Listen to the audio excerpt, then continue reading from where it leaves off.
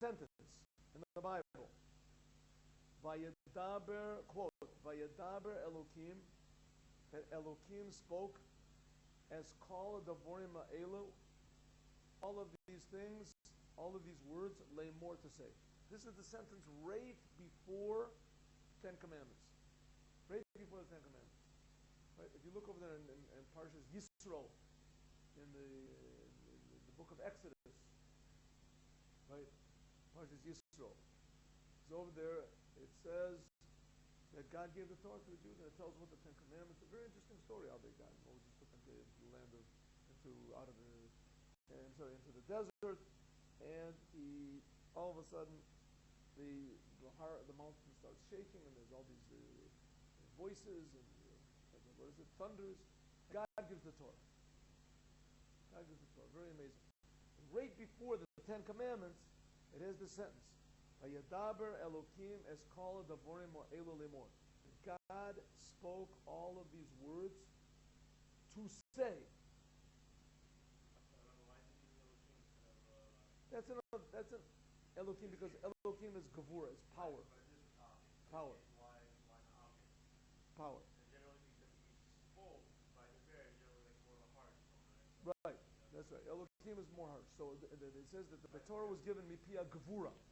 It was given from the power aspect of God. But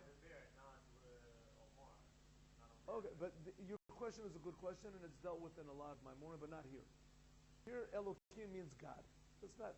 You don't have to be exact here. The bear is generally more harsh than Omer. Oh, good. Yedaber Elokim is called the word lemor. God said all these words to say. What does it mean to say? It should have just said God spoke all these words. It doesn't mean God spoke all these words to say. Lemor means to say. If you want to say saying, it also doesn't make any sense, right? God spoke all these words saying. What after that saying? What's that? Hashem Moshe lemor, right? But there it means that God spoke to Moshe lemor to say to the Jews. Here, God spoke all these words to the Jews. Hashem spoke to the Jews. So who does He want? Who are they supposed to say it to? It says God spoke to all the Jews to say it. They should say it to the Jews. I just said it to the Jews. Maybe they just say it to the flies, the trees. Who are they supposed to say it to? So it says the Perush, that the meaning, the tevas of the word, lemor, quote, this word, to say. With me, third line, third word in. The pasuk zeh, in this sentence, who it is, lo, not lemor, to say, la'acherim, to others. Kamo, like, call, every, put a quotation around this word, lemor, quote, lemor, shed b'mikra, in the Torah. Mikra is another word for the Torah. The written Torah is called mikra.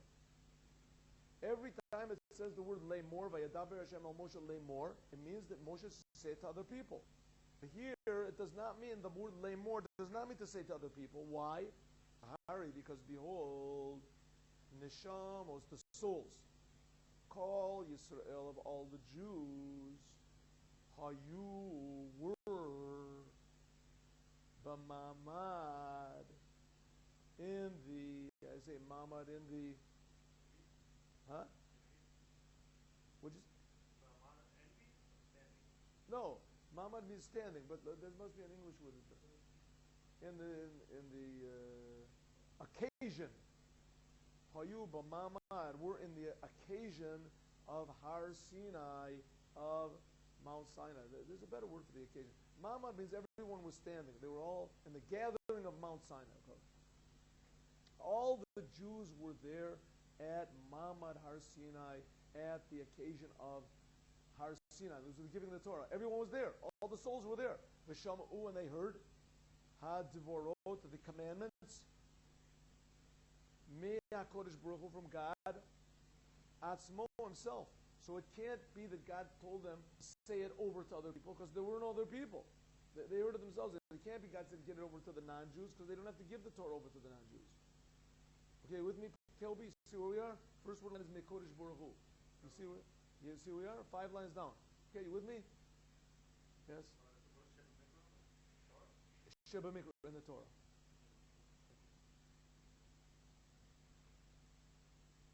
Pirush, if so, the explanation, the meaning, Pirush, the meaning, quote. Hey, more, be with this, Colby. Come, be with us. Write down on the paper. Here. Write down. If you move the towel, just one second. Move the towel. Thank you very much. Thank you. Oh, yeah, that's the one. Okay, so if so, we have a question. Right before the Torah is given, there's this mysterious sentence that says, God said all of these words to say. What does it mean to say? Can't be to say to somebody else because everyone was there. All the Jews were there. All the souls, all the future generations were there. Perush, the meaning, quote, lemor, end quote.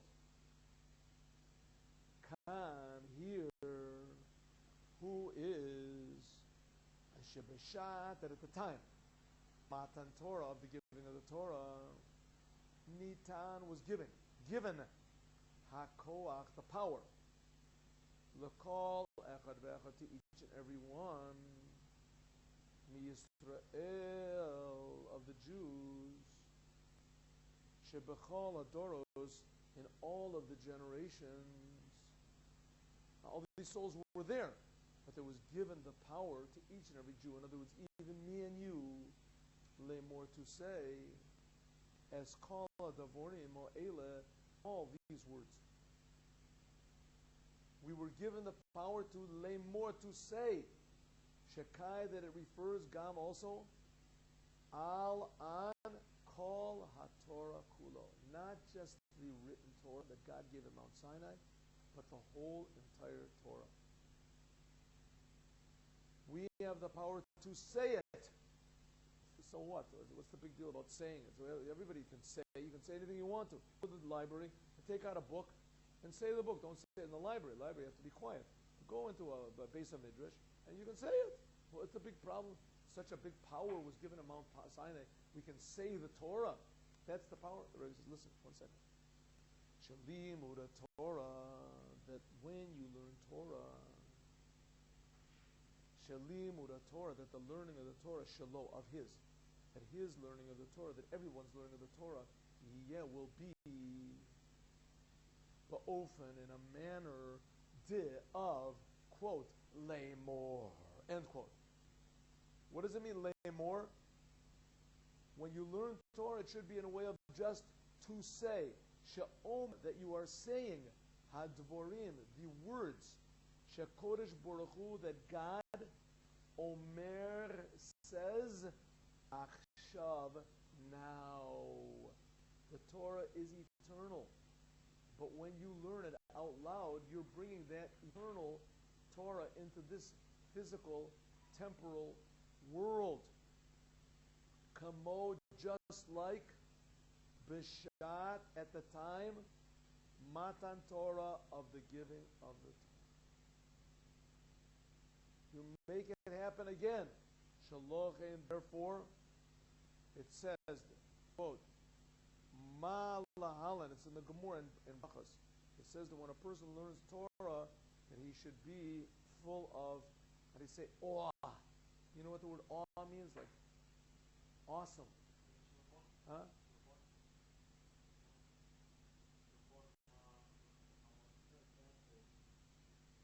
Shit, that. Lochen, shit, that. Lochen, that, therefore. Lochen means therefore. And shit means that. Shit, that. Lochen, therefore. Quote, Ma lahalan, just like back then. It says in the Gemara, just like back then. This back is referring to when the Torah was given. Just like back then. What back then? Ma, just as back then. It was in Mount Sinai. Just as back then, Be'ema was in fear. The Yira, and in another word for fear, awe. Beretet, trembling. Beretet means trembling. Ubezia, and sweating.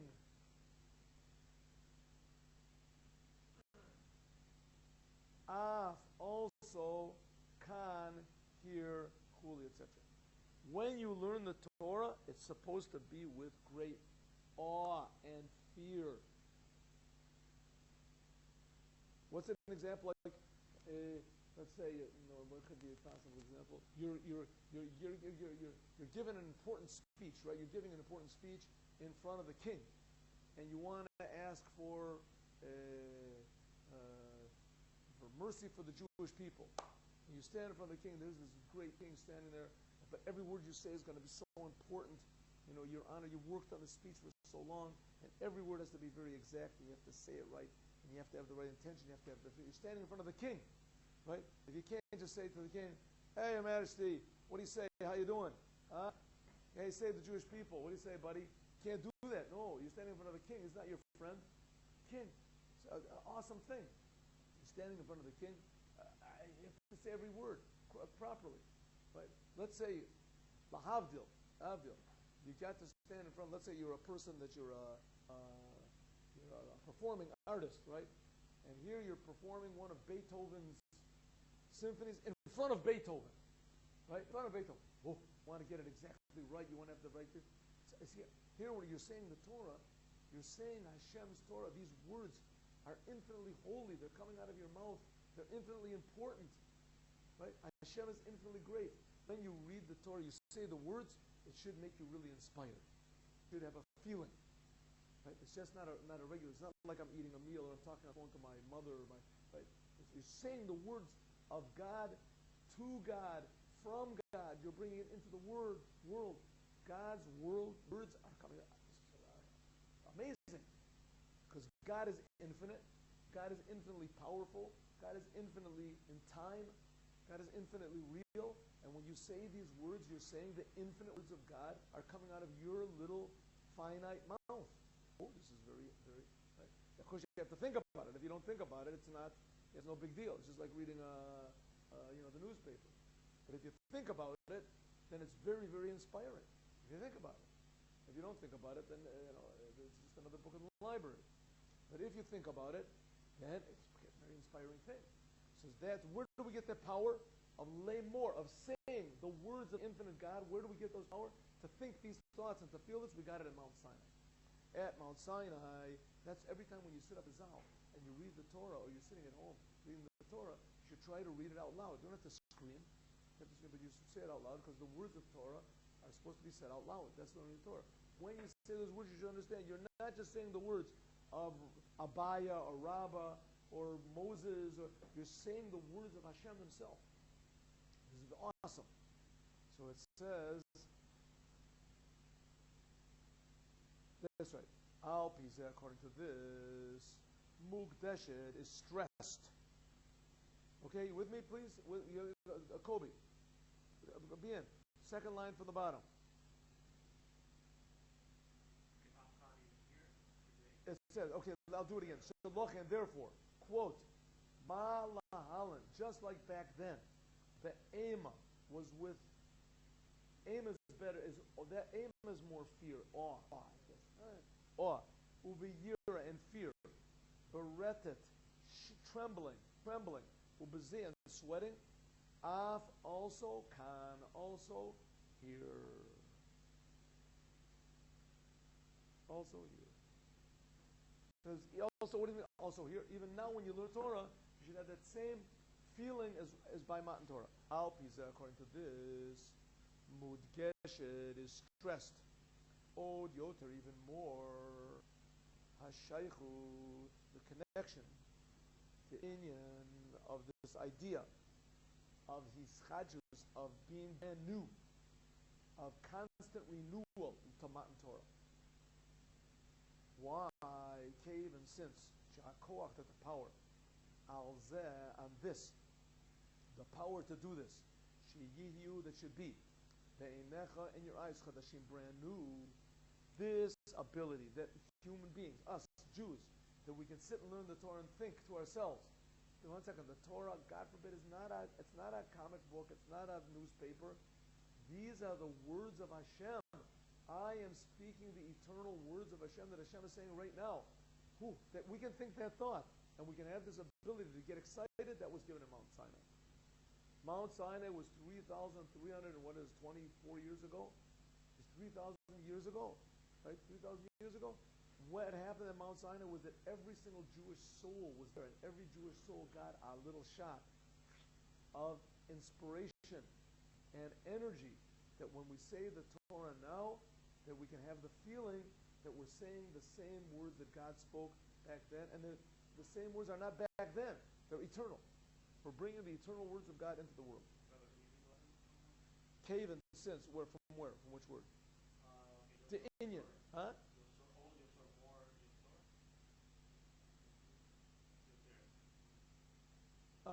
Alpizeh, according to this, Mudgeshet is stressed. Od Yoter, even more. Even more. It's stressed even more. You want to put a comma of this? Comma. Hashaychot, the connection, the inyan of this topic of hitchadshut, of being constantly new to Matan Torah. Cave and since, shakoach, that the power, alzeh, for this, the power, the ability to do this, that the Torah should be brand new, sheyiyu, that they should be, kenecha, in your eyes, chadashim, brand new, Nitan was given at Matan Torah, at the giving of the Torah. So we have two reasons to say that the Torah is brand new. First, because the Torah comes from Anochi, the God's essence, and God's essence is above time. So the Torah is constantly new, brand new. And the second thing is that when at Mount Sinai, God said, lay more. He gave us the power that the Torah should always be brand new in our eyes. Why? Because the Torah is brand new. So he gave us the power. So if so, the Torah is something like the creation of the world. So the creation of the world. So the creation of the world is brand new every second. And the giving of the Torah is also brand new every second. Right? But still it's not understood. Why is it that the Torah, the Ten Commandments, doesn't start off with I am God who created the heavens and the earth? It was much more big, and it's happening every second more obviously. It's not just the power was given to us. So it should have started off with I am God who created heaven and the earth. Right? And we're going to answer this question, God willing, tomorrow.